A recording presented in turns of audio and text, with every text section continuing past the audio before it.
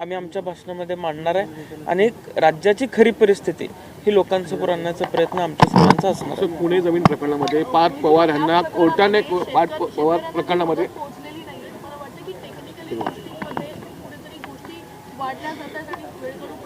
नाही,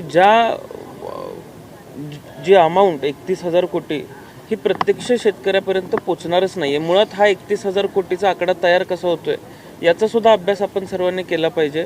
6,500 कोटी ही प्रत्यक्ष मदत कदाचित शेतकऱ्यापर्यंत पोचू शकते, इतकंच सध्याचं लिमिट आहे.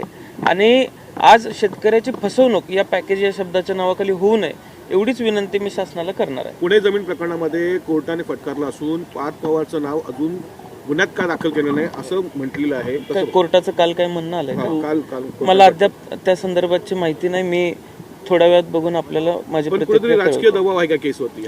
नाही, आता राजकीय दबाव असता तर कोर्टानं फटकारलं नसतं. त्यामुळं काहीतरी म्हणणं अधिकाऱ्यांनी दिल्याशिवाय कोर्टानं फटकारायचं कारण नव्हतं.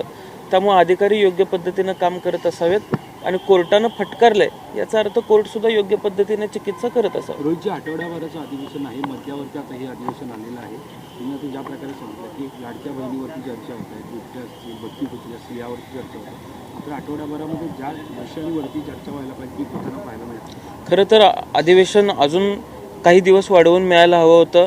राज्याच्या कळीचे मुद्दे हे राज्यासमोर अजून आलेले नाही आहेत. लोकप्रतिनिधींना मांडायला वेळ मिळत नाही आहे. त्यामुळं अधिकचं अधिवेशन थोडंसं मिळालं असतं तर बरं झालं असतं. आभार. हिवाळी अधिवेशनाचा आज चौथा दिवस आहे. यावेळी आमदार रोहित पाटील बोलत होते आणि त्यांनी सरकारसमोर आपण शेतकऱ्यांसंदर्भातले काही मुद्दे मांडणार आहोत.